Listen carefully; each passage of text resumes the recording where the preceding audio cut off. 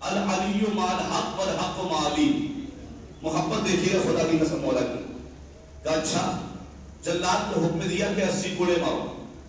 جلاد آگے بڑھا، پہلا گھوڑا مارا، ابو دمام کی زبان پر وہی جملہ، علی حق کے ساتھ، حق علی کے ساتھ.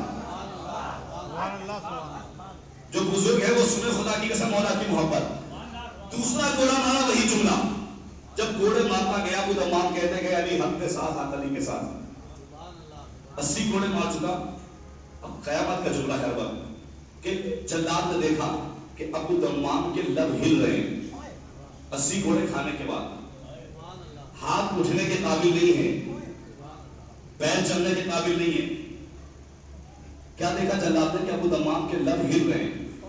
اپنے کانوں کو ابو دمام کے لبوں کے قریب کیا نا تو کانپتے ہوئے ہونٹوں سے ابو دمام کہہ رہے تھے علی حق کے ساتھ.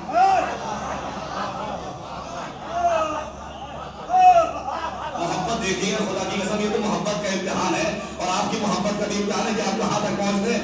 علی حق کے ساتھ، حق علی کے ساتھ. جہاں تک مجھے آپ کو لے کر آنا ہے انشاءاللہ میں وہاں تک آپ کو لے کر آؤں گا، جملہ آپ تک پہنچاؤں گا. کہ 80 گھوڑے کھا چکا، تیرا مزاج نہ بدلا. کہا نہ میں بدلا، نہ میرے آباء و اجداد بدلے. میں مر جاؤں گا، میری نسلیں کہیں گی حق علی کے ساتھ.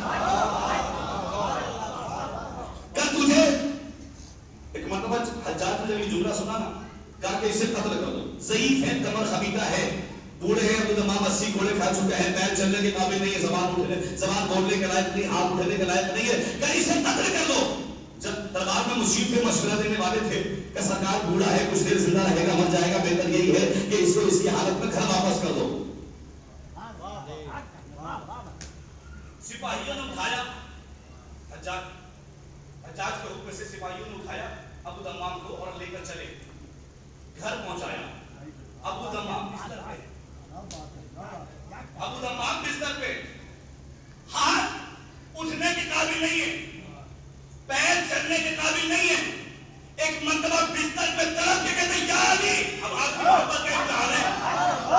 یا علی اتنی قوت عطا کر دو کہ ایک مرتبہ پھر اس کے دربار میں جاؤ.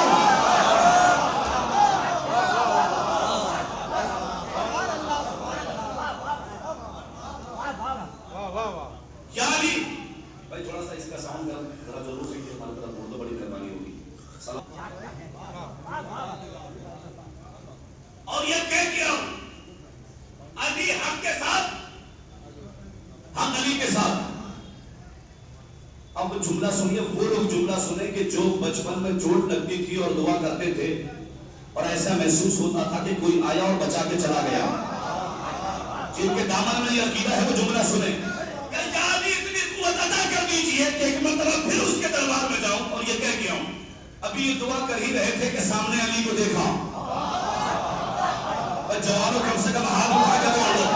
ابھی یہ دعا کر ہی رہے تھے، اب جملہ سنا کہ سامنے علی کو دیکھا. ایک مرتبہ ہاتھوں کو چھوڑیے کہ یا علی اب آئے ہیں، کاش دربار ہی میں آگے ہوتے. علی نے کہا ابو دمام کاش تو نے مجھے دربار ہی میں بلایا ہوتا. زندہ باد.